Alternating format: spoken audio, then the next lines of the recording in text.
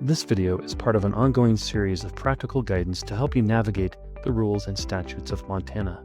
Whether you're an employer or an employee, here's some general guidelines provided by the Compliance and Investigations Bureau regarding travel time rules. Let's get into it. For those individuals and enterprises not exempted from overtime and/or minimum wage, or for employees whose travel time is not covered by a collective bargaining agreement, time spent in a travel status is considered as work time for wage payment purposes and for purposes of minimum wage and overtime calculation. Time spent in travel to special events, such as training or conferences, whether for a day or for periods of overnight duration, is also work time. Not all circumstances can be addressed. For instance, the applicability of collective bargaining agreements, but the applications contained herein are intended to address common travel situations. Realize, the following are only examples, and each travel situation needs to be weighed based on its own merits to determine whether it is work time or not. Hours worked, general policy guidance. To ease disparity between state and federal requirements and clarify the practices and policies that may guide the Department's administration and enforcement of Montana wage and hour law, the Department adopted and incorporated sections of the Code of Federal Regulations, October 27, 2023 edition. These provisions provide examples describing the most frequently occurring situations and questions regarding hours worked in wage and hour regulation. Travel that keeps an employee away from home overnight is travel away from home. Travel away from home is clearly work time when it cuts across the employee's workday. The employee is simply substituting travel for other duties. The time is not only hours worked on regular working days during normal working hours, but also during the corresponding hours on non-working days.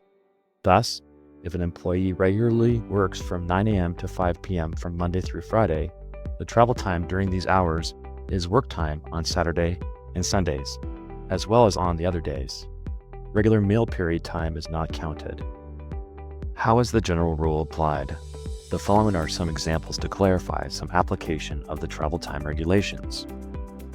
Normal travel time from the home of the employee to the place of business of the employer is not work time. For instance, if the work starts at 8 a.m.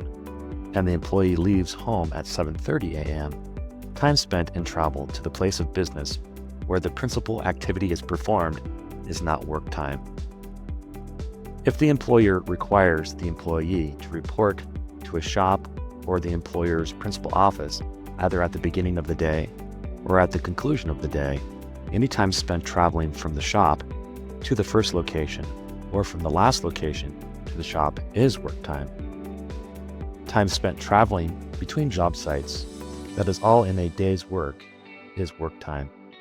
For instance, a plumber who arrives at the shop and travels to the first work location is working while traveling from the shop to the work location. The plumber would be in a travel status from the first work location to the second work location and third work location, etc., as is the time spent returning to the shop from the last work location.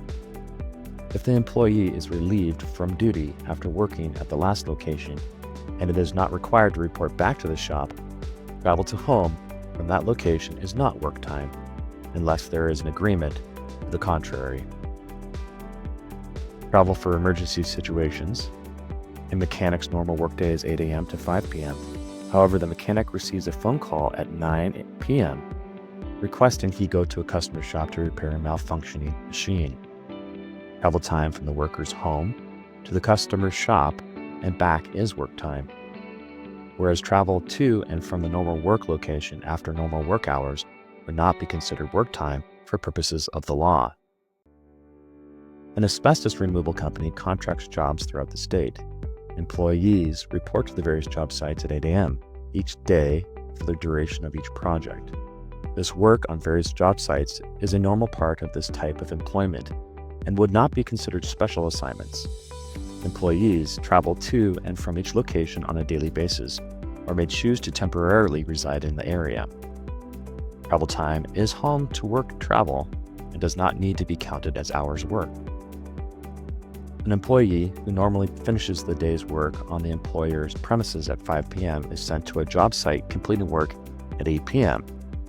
The employee is allowed to return home from the job site instead of returning to the employer's premises. The travel from the job site to the employee's home is home to work travel and not hours worked.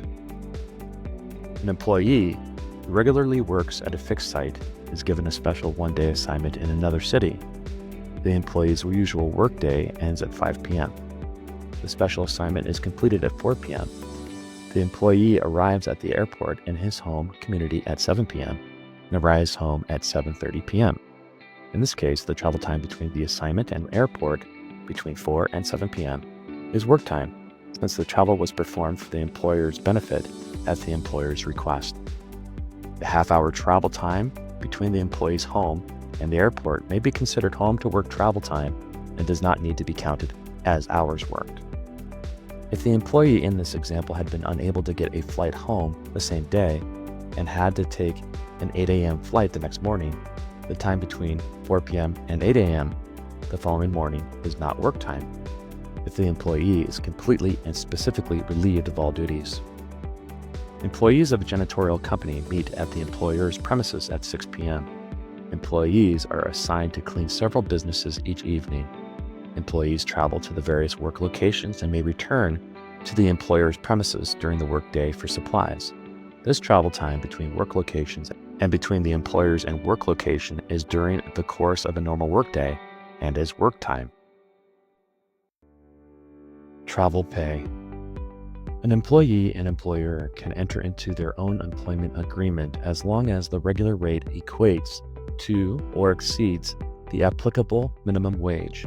Therefore, if the travel time is found compensable, the employee must receive their regular hourly rate or a rate no less than the current minimum wage rate for their time spent in the travel status.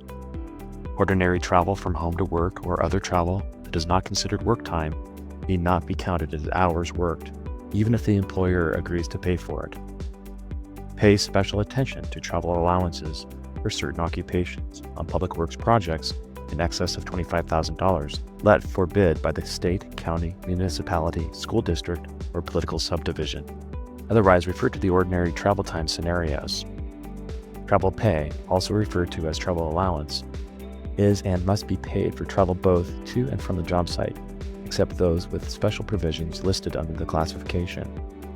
The rate is determined by measuring the road miles, one direction, over the shortest practical maintained route from the dispatch city or the employee's home, whichever is closer to the center of the job.